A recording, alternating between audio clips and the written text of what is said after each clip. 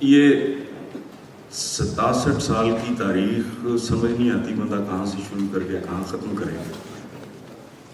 تو دوستوں نے بہت خوبصورت باتیں کی. کراچی آپ کو اس کی جھلکیاں دکھائیں گے. حسین حقانی صاحب کا جو انٹلیکچوئل لیول ہے، اسی طرح ہمارے جو امید کے نانگا پربت سہیل صاحب.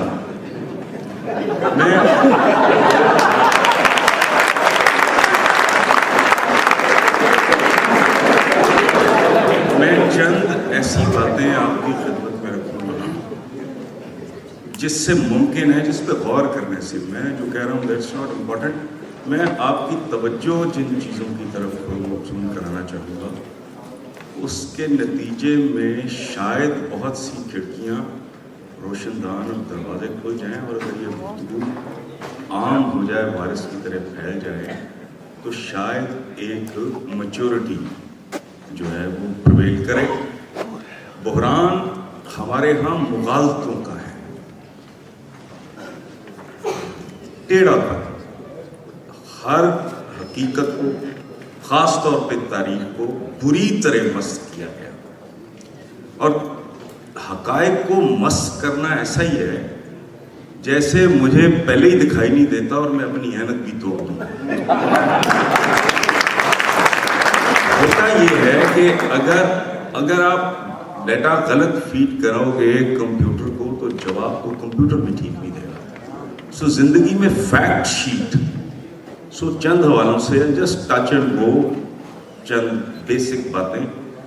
یہ وہ فکری مغالطے ہیں جن کی انگلی پکڑ کے ہم بچپن، لڑکپن، ادھیڑ انگلی، بڑھاپا، یہ ماں کی گود سے قبر تک یہ جہالت ہمارے ساتھ چلتی ہے اور ہمارے بہت قابل لوگوں کے ساتھ چلتی ہے. میں توجہ آپ کی ادھر، ہمارے معاشرے میں ایک ایٹیچیوڈ ہے کہ لوگوں کے مورل رویوں پہ چیک، یہ حسن نثار کون سی پیتا ہے، پھر کس کے ساتھ چل رہا ہے، اس کو چیک کرنا. حالانکہ ہونا چاہیے کہ میرا آپ لیگل رویہ چیک کریں.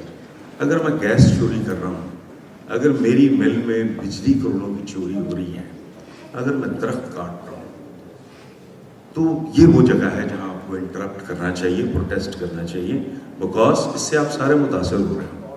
میں اگر بھنگ پی رہا ہوں، آپ کی صحت پہ کوئی فرق نہیں پڑتا، یہ ایک منفی ہے. دوسری، جب ہم بات کرتے ہیں مسلمانوں کی تاریخ کی تو عام طور پہ اسے اسلام کی تاریخ سمجھا جاتا ہے، حالانکہ وہ بدماش، بد کردار مسلمان حکمرانوں کی تاریخ ہوتی ہے.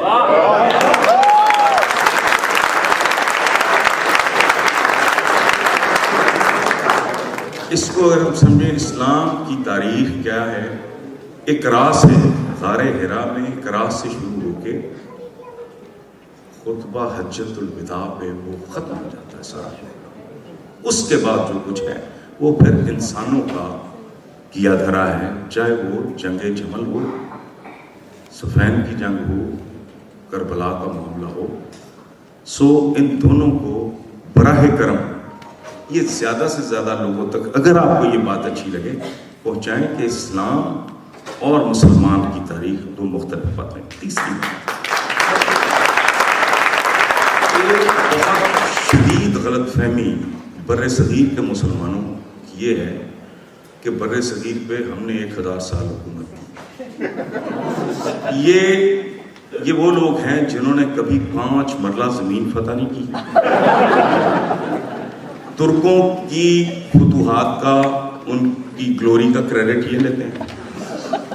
عربوں کی، وہ ایک عرب نے ایک مسلمان پاکستانی ڈاکٹر کو بہت بےعزت کیا تھا سعودی عرب میں.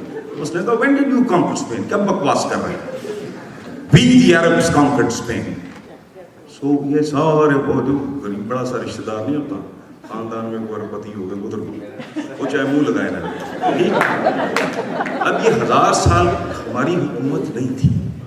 اس کا ایک سادہ لاجک اور ریزن یہ ہے کہ اگر سن 2014 میں ہمارے مقامی حکمران عوام کے ساتھ کتوں جیسا سلوک کر رہے ہیں، اس سے اندازہ لگا لیں کہ یہ غوری، یہ خلجی، یہ سوری، یہ مغل، یہ لودھی جو انویڈرز ہیں، یہ کیا کرتے ہوئے. سو یہ بخار اتارنا بہت ضروری ہے.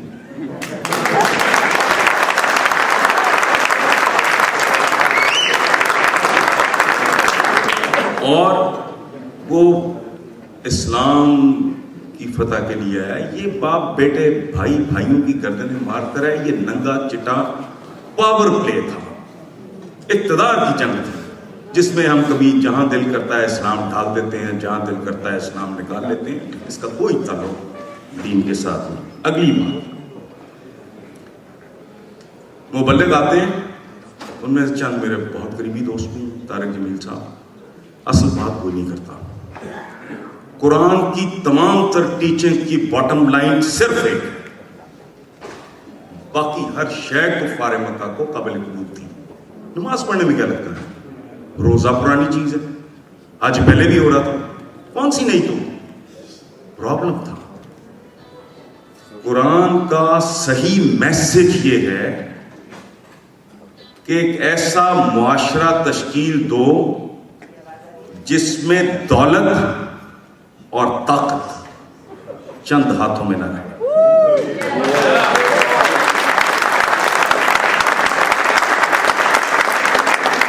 یہ وہ بات ہے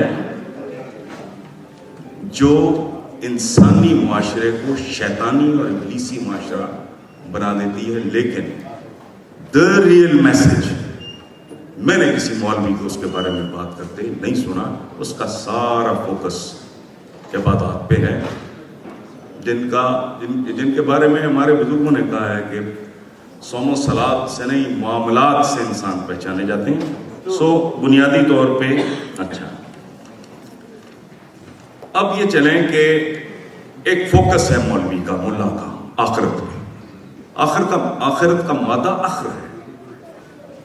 اس وقت بھی ہم آخرت میں سے ہی گزر رہے ہیں. لائف آفٹر ڈیتھ پہ کنفائن کر دینا آخرت کو، یہ اتنا ظالمانہ اور یہ اتنی بڑی بدی ہے. یہ تصور دینا، دیکھیں میری بات سنیں، کانسیپٹ ہے کہ آخرت، موت کے بعد کی زندگی. اگر تم 2 ٹکے کی دنیا میں عزت نہیں پا سکے،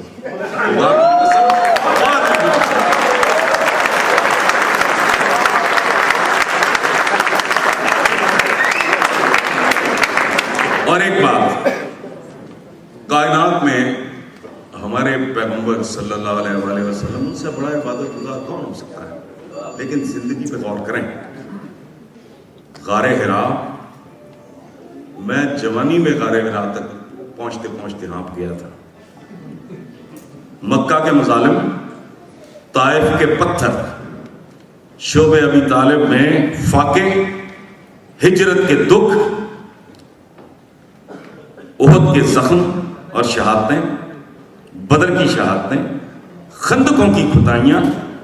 وہ خدا کا واسطہ اتنا پریکٹیکل آدمی جو ہجرت کے دوران بھی اپنے تعاقب میں آئے ہوئے آدمی کو جب وہ کہتا ہے کہ میں اب آپ کو چیز نہیں کروں گا، 2 بار میرا گھوڑا لڑکھڑایا ہے، تو آپ نے کہا میں تیرے ہاتھوں میں کیسر و کسرا کے کنگن دیکھتا ہوں. اتنا پریگمیٹک، پریکٹیکل. دنیا مسلمان کے لیے اتنی ہی ضروری ہے. یہ بھونکتے ہیں، مس گائیڈ کرتے ہیں، مس لیڈ کرتے ہیں.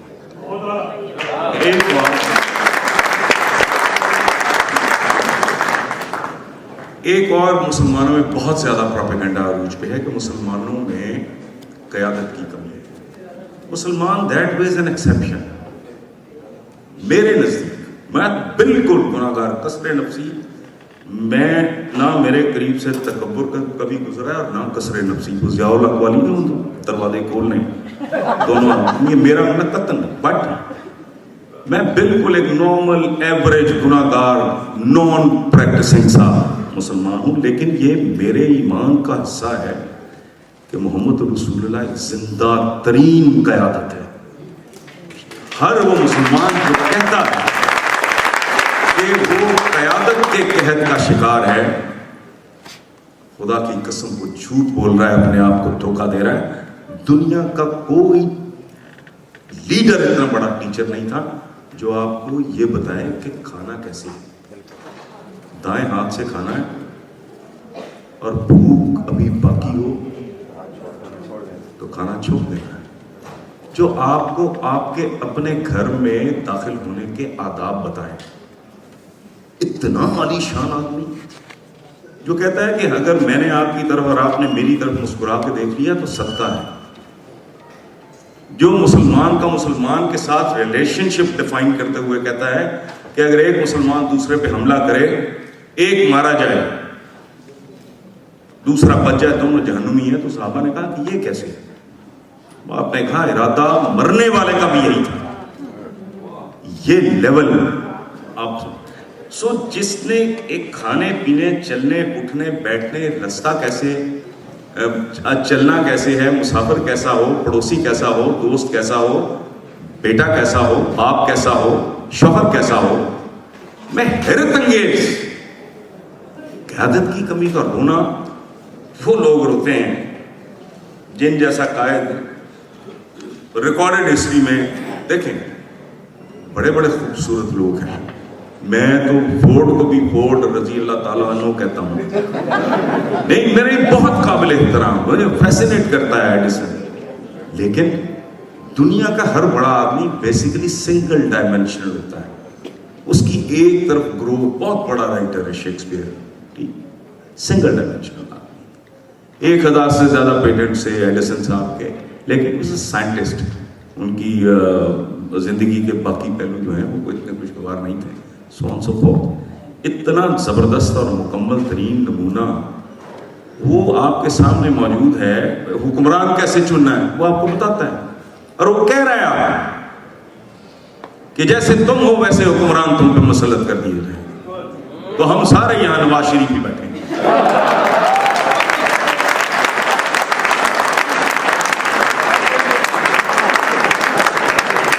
رہ گئی میرے سارے قابل احترام دوستوں کی لاڈلی جمہوریت. تو وہ وقتی ہیں ابھی اس ملک میں. جمہوریت پاکستانی برانڈ کی جمہوریت اس 5 عورت کی طرح ہے جو بچہ تو جن نہیں سکتی, ڈلیوری پینز میں مبتلا ہے.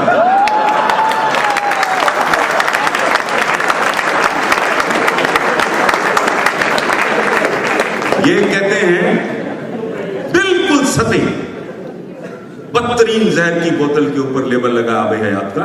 یہ کہتے ہیں بار بار الیکشن کراؤ. میں نے اسی ملک کے 19 شہروں میں ہاتھ جوڑے لوگوں کے, او بھائی تم 1 ارب بار بھی خنزیر کا گوشت ڈالو قیمے کی مشین میں, قیمہ ادھر سے نکالے گا وہ خنزیر کا ہی ہوگا. تو بنیادی طور پہ جانور تبدیل کرو.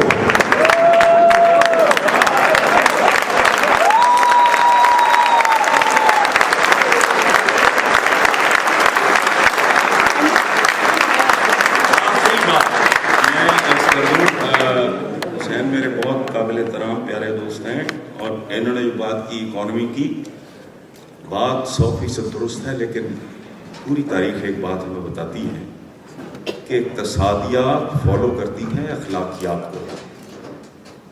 اربوں کی کیا اقتصادیات تھی, 2 کوڑی کی بھی نہیں تھی. پھر ساری دنیا کی معاشیات جو ہیں ادھر. اسی طرح چنگیز خان کی ایک مثال ہے کہ بالکل جانور قسم کے لوگ تھے, کوئی ان کی اقتصادیات نہیں تھی, بٹ اٹ فالوڈ. مسلمانوں کا بغداد بھی انہوں نے تیتو کر کے ان کے ہاتھوں میں پکڑا دیا تھا. سو یہ چند باتیں ایسی ہیں جن پہ ہمیں غور کرنا چاہیے. ضروری نہیں ہے کہ آپ ایگری کریں, but we must think about this. Thank you.